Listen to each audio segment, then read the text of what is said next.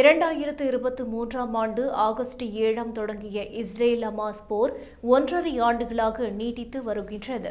அமைதி பேச்சுவார்த்தையின் மூலம் சில நாட்களாக மத்திய கிழக்கு பகுதியில் சற்று அமைதி நிலவி வருகின்றது. இந்நிலையில் இஸ்ரேலின் மீதமுள்ள பிணை கைதிகளை விடுவிக்காவிட்டால் அழிவை சந்திக்க நேரிடும் என்று ஹமாஸுக்கு அமெரிக்க அதிபர் டிரம்ப் இறுதி எச்சரிக்கை விடுத்துள்ளார். இது தொடர்பாக அவர் மீதமுள்ள அனைத்து பிணை கைதிகளையும் விடுதலை செய்ய வேண்டும், அதேபோல் கொல்லப்பட்ட அனைவரின் உடல்களையும் உடனடியாக ஒப்படைக்க வேண்டும் என்று ஹமாஸை எச்சரித்துள்ளார். அப்படி செய்யவில்லை என்றால் ஹமாஸ் குழுவில் ஒருவர் கூட பாதுகாப்பாக இருக்க முடியாது. காசா மக்களுக்கு அழகான எதிர்காலம் காத்திருக்கிறது. ஹமாஸ்கள் காசாவை விட்டு வெளியேறும் நேரம் இது என்று கூறினார்.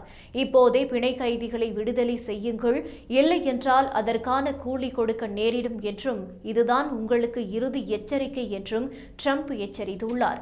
ஏற்கனவே ஹமாஸுக்கு ட்ரம்ப் எச்சரிக்கை விடுத்திருந்த நிலையில் தற்போது மீண்டும் எச்சரிக்கை கொடுத்துள்ளார்.